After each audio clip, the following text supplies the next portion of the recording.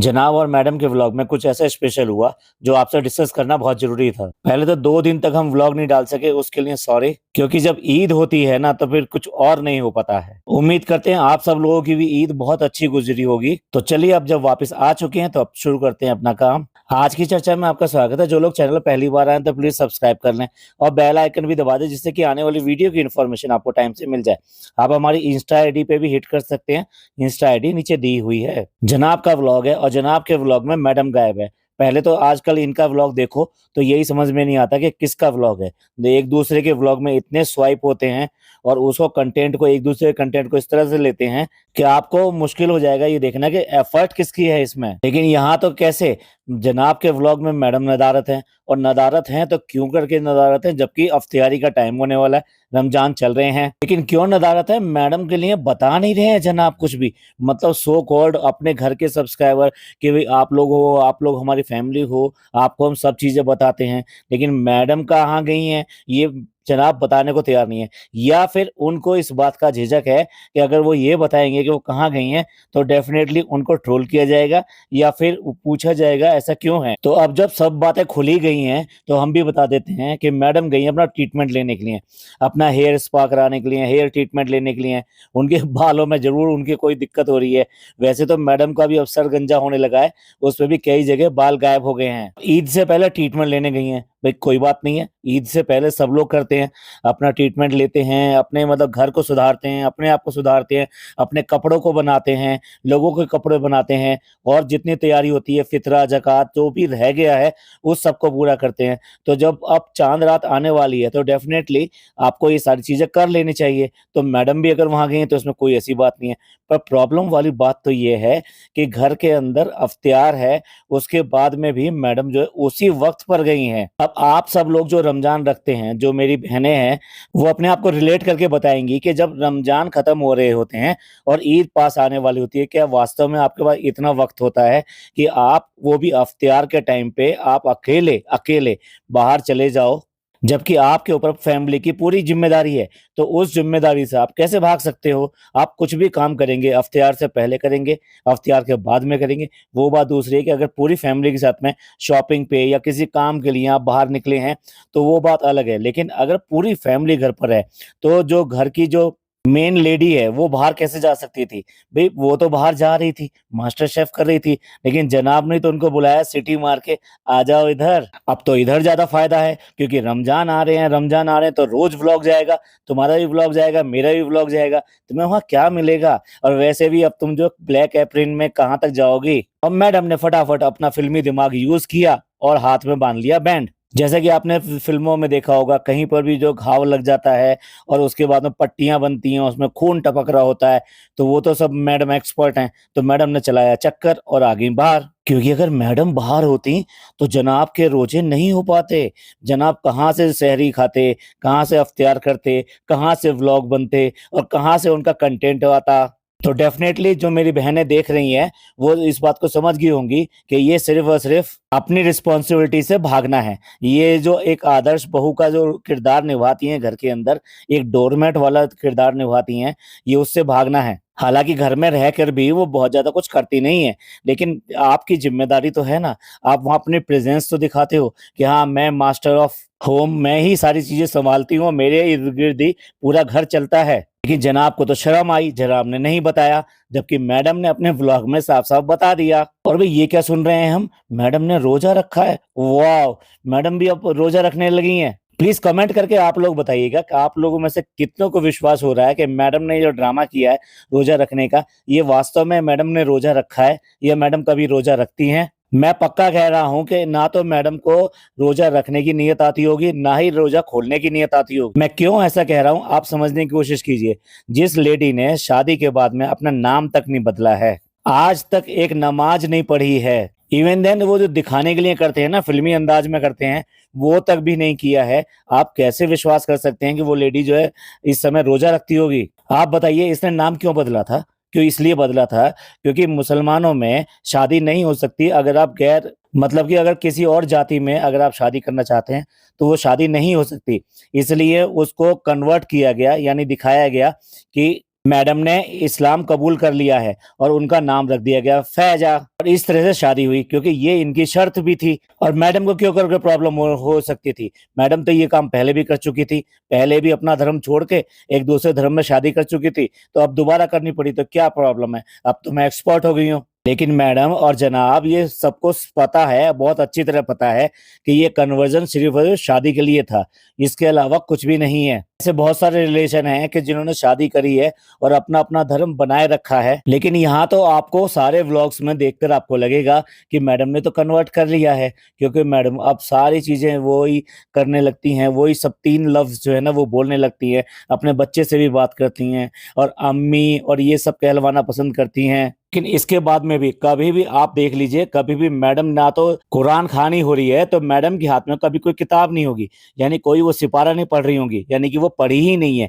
यानी कि उन्होंने इतने सालों में आज तक कभी कोशिश की भी नहीं है, ना ही वो नमाज के वक्त कभी भी नमाज पढ़ती हुई दिखाई दी होंगी। तो आप कैसे मान सकते हैं कि ऐसा रोजा जो सिर्फ सिर्फ भूखा रहा जाए, यानी फाका किया जाए, और बिना नमाज के, बिना किसी कुरान के, बिना किसी सिपारे के आप कंप्लीट कर लें तो वो रोजा हो जाए? रोजे के भी कुछ नियम कायदे कानून बताए गए हैं कि आप कैसे रोजा रखेंगे, रोजे में क्या क्या करेंगे और क्या नहीं करेंगे। तो कैसे मान सकते हैं कि मैडम ने रोजा रखा होगा? मैडम ने पूरी तरीके से रोजा रखने का ड्रामा किया और अफ्तियार करने का ड्रामा किया। देखिए, मेहंदी लगाने के लिए एक लेडी बुलाई गई है जो मैडम के मेहंदी लगाएगी, तो उस टाइम में इन्होंने अफ्तियार किया। और अफ्तियार के टाइम पे देखिए कि वो जैसे ही अफ्तियार का टाइम हुआ तो वो अपनी दुआ पढ़ रही है, जनाब भी अपनी दुआ पढ़ रहे हैं, मैडम ऐसी एज यूजुअल बैठी हुई हैं। जब उन्होंने देखा कि ये सब लोग दुआ पढ़ रहे हैं तो बड़े आराम से कैजुअल बैठी हुई थी। उसके बाद में उन्होंने भी हाथ अपने ऊपर की तरफ कर लिए। अब देखिए, मैं स्क्रीनशॉट लगा रहा हूँ, आपको इससे पता लग जाएगा कि मैडम क्या अपने दिमाग में सोच रही हैं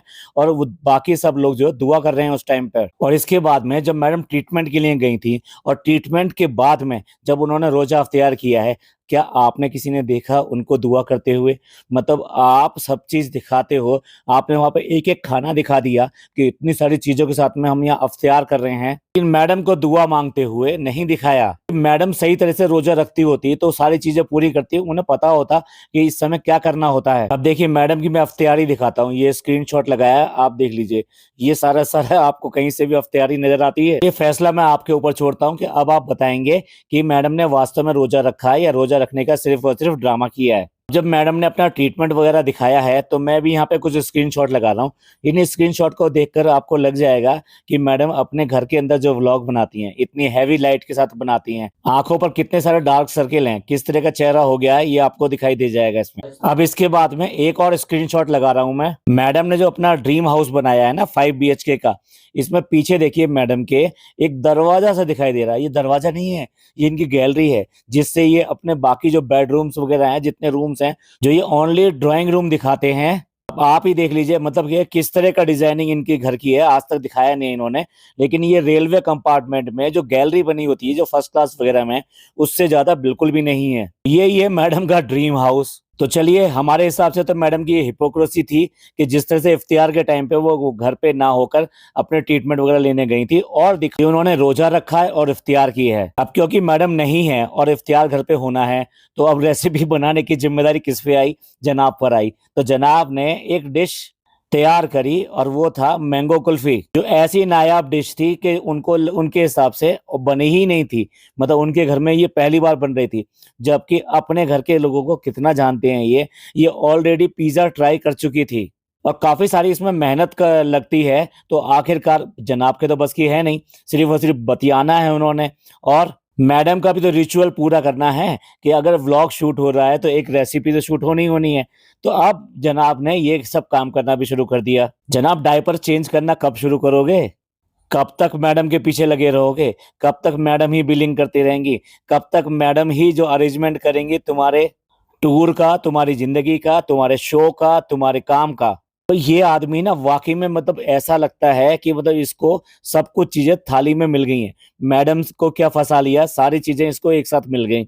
एक और हिपोक्रेसी के ऊपर मेरे को बात करनी थी, हो सकता है ये कंट्रोवर्शियल हो, क्योंकि बहुत सारी बहनें हो सकता है मेरे से ज्यादा इस पर सहमत ना हो, क्योंकि जो इसके डाई हार्ड फ्रेंड हैं वो तो ये बात इसका पक्ष लेंगे, लेकिन मुझे अपनी बात जरूर रखनी है। मैंने कहा था ना, इनके कुछ व्लॉग्स देखे, उससे कोई कई सारी बातें ऐसी लग रही थी कि जो इंपॉर्टेंट थी और आपसे बात करनी थी, तो उनमें से एक ये भी है। जिस तरह से बेबी के पैदा होने के बाद में इन्होंने फीडिंग को एक कंटेंट की तरह यूज किया था, जब देखो जब फीडिंग फीडिंग फीडिंग, ऐसा कोई भी व्लॉग नहीं बनता था जिसमें ये फीडिंग का जिक्र ना करते हो। लेकिन आज की डेट में भी क्योंकि बेटे को अपने साथ रखती हैं मैडम और घर पर छोड़कर नहीं जाती, और जिसका कारण ये बताती हैं कि नहीं उसको जो दूध पीना होता है, तो इसलिए जो है ना वो उसको साथ रखना जरूरी होता है, इतने लंबे समय तक वो नहीं रह सकता। तो मैडम को जब जो है लगता है कि इसको यूज करना है, कि किसी कारण के लिए ये बताना है कि बच्चा जो फीड लेता है अभी भी, तो वो बोल देती हैं। लेकिन वैसे कभी भी आपने व्लॉग में कभी भी बच्चे को इसको इन्होंने फीड करते हुए नहीं दिखाया होगा।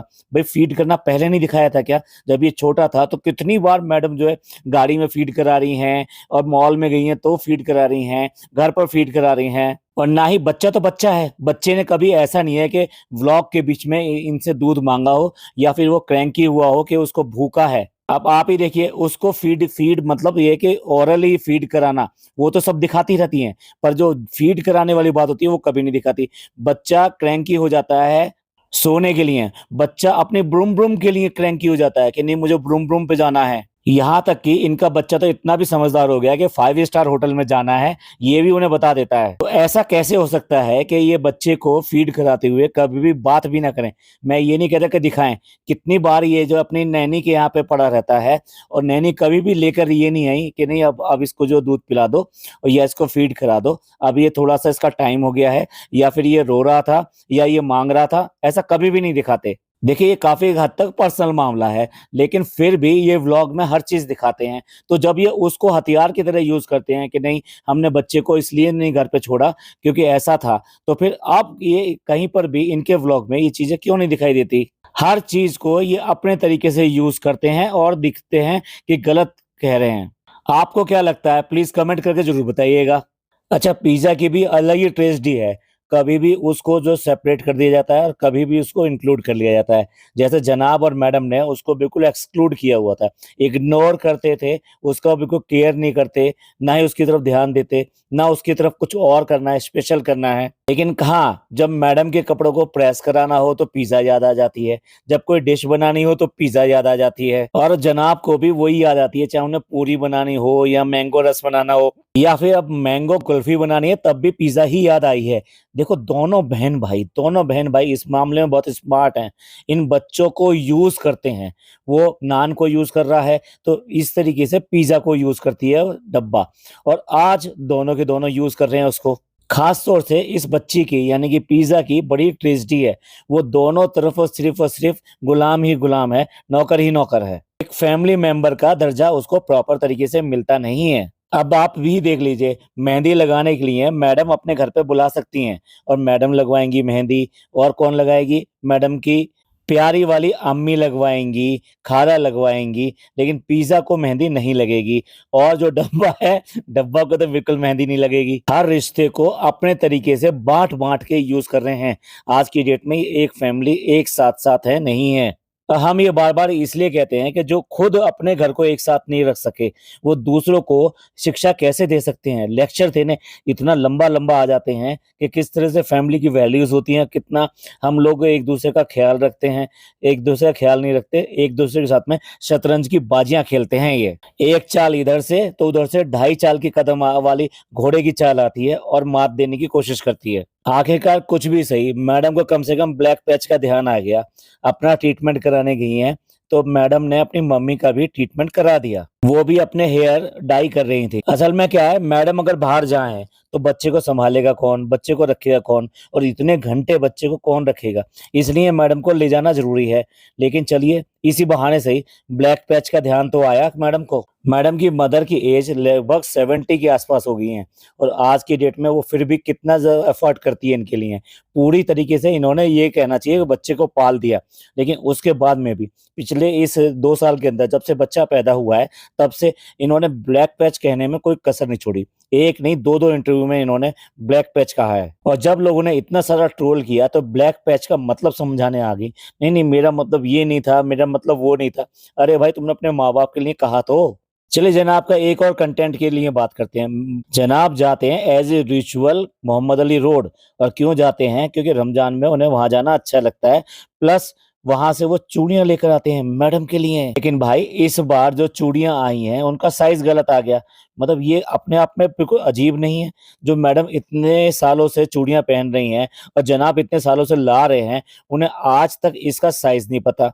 और अगर अगर अगर पहली बात तो चेंज इतनी आसानी से होता नहीं है, और अगर चेंज हुआ है मैडम का अगर साइज, और मैडम को पता है कि जनाब जा रहे हैं चूड़ी लेने के लिए, तो क्या मैडम नहीं कहेंगी कि इस बार इतने की चूड़ियां नहीं लेके आना, 2.8 की नहीं लेके आना, 2.7 की लेके आना, या जो भी साइज होता है वो साइज डिफर हो गया तो तुम ये वाला साइज लेकर आना। ऐसा पॉसिबल है? जनाब को क्या है कि मैडम की किसी चीज का ध्यान ही नहीं है। अगर आप ध्यान देंगे तो मैडम को कभी भी उनकी तरफ से पैम्परिंग नहीं मिलती। पैम्परिंग जो टोटली होती है वो मैडम की तरफ से ही जनाब के लिए होती है। तो भाई ये चूड़ी का साइज बदलना ये अपने आप में बड़ा सरप्राइजिंग लगा। आइए आइए एज ए इन्फ्लुएंसर और बताइए कि आपके वाइफ एंड हस्बैंड के बीच में कितनी सारी चीजें हैं जो आपको एक दूसरे की नहीं पता है। और मोहम्मद अली रोड जाना मतलब इनके लिए फन है या सजा है या क्या है? मतलब आप दोबारा इन्हें मोहम्मद अली रोड जाना पड़ रहा है, तो मतलब इतना प्रॉब्लम हो रहा है कि यार क्या बड़े यार, क्या टेंशन हो रही है, गाड़ी से जाएं या फिर ट्रेन से जाएं, कैसे जाएं, इतना टाइम लगेगा। तो जनाब पहले क्लियर करो कि ये आपका फन है मोहम्मद अली रोड जाना, या फिर ये सिर्फ और सिर्फ चूड़ियां लाना है। आप जो व्लॉग में दिखाने की कोशिश करते हो, ये दिखाने की कोशिश करते हो कि हाँ मोहम्मद अली रोड में कितनी रौनक है, हाँ रौनक, और आप वहां पे जाके कितना एंजॉय करते हो और वहां आपके कितने फैंस मिलते हैं, ये भी आप दिखाने की, हाईलाइट करने की कोशिश करते हो। और एक घर पे बैठा हुआ खाली आदमी जिसके पास कोई काम नहीं है, उसको वहां पे चूड़ी बदलने जाना पड़ा। अरे मैडम की अगर पैम्परिंग करनी है या मैडम को तुम कुछ समझते हो तो तुम्हारे लिए तो ये होना चाहिए, नहीं यार गलती होगी मुझसे तो मैं जा रहा हूँ। और फन ये होना चाहिए कि मेरे को तो मजा आता है वहां पे जाने में, एटलीस्ट कम से कम इस बहाने एक और बार मौका मिलेगा मजा करने का, अपने व्यूवर्स वगैरह से मिलने का। तो जनाब कभी तो कुछ काम कर लिया करो। और फिर देखो देखने वाली बात ये है, ये फैमिली मेंबर हैं, यानी कि अपने आप को दिखाते हैं कि हम फैमिली ब्लॉगर हैं, लेकिन चूड़ियां किसके लिए आई? सिर्फ और सिर्फ मैडम के लिए आई। मतलब बहन इतनी बड़ी चीज होती है, तो ये ठीक है वो गलती से तुम्हारे पास में ही रहती है, लेकिन बहन इतनी बड़ी चीज होती है, और वो जिसके एक ही बहन हो वो कैसे भूल सकता है कि अपने बहन के लिए चूड़ियां ना लेकर आए, अपनी माँ के लिए चूड़ियां ना लेकर आए, अपने ये जो पिज्जा है उसके लिए चूड़ियां ना लेकर आए, और वो जो रहती है इनके घर में एक और स्लेव यानी कि खाला, उसके लिए भी चूड़ियां ना लेकर आए। भाई कैसे आदमी हो? मतलब मिठाई लाओ, पुलाव लाए हो तो ठीक है, ये अम्मी के यहाँ भेज दो। रात के 12 बजे के बाद में यानी 2 बजे करीब आए हैं, लेकिन पुलाव जो है अम्मी के पास गया है। और चूड़ियों के मामले में ऐसा क्यों है? जब सूट लेने जाते हो जब भी तो करते हो। भाई देखो वैसे भी देखा जाए बहन को या किसी को जोड़ा दिया जाता है तो पूरा दिया जाता है। आई मीन आप उसको जोड़ा देते हो दुपट्टे के साथ में, और साथ में देते हो चूड़ियां देते हो, बाकी जो एसेसरीज होती है वो भी देते हो। और अगर किसी को जेंट्स को दिया जाता है फनी की तो बारी ही नहीं आई कि उसको कुर्ता पजामा मिले और साथ में उसको टोपी मिले। ऐसा तो नसीब उसका है ही नहीं। वैसे भी अब तो ईद एंड हो चुकी है, लेकिन पिछली ईद पर कम से कम डब्बा की ईदी तो चली गई थी। अरे भाई तुम्हारी बहन चाहे तुम्हारे पास रहती है, लेकिन कम से कम ईदी देना तो बनता है। जो लड़कियों का हक है उसको आप कैसे भूल सकते हो? पिछली बार भी आपको बुआएं याद नहीं थी, कभी बुआएं याद नहीं रहती, आज भी याद नहीं है, चलो चीजें कॉमन है, लेकिन कम से कम बहन का हक कैसे भूल सकते हो आप? और बहुत दिनों में गलती से उसे अकल आई है इस बात की कि वो उसने कम से कम अपना घर सेपरेट करना शुरू किया है, अपनी अख्तियारी अलग करनी शुरू करी है, अपने घर में ही काम करना शुरू किया है। तो कम से कम अब इस नाते उसको प्रोत्साहित करो, मोटिवेट करो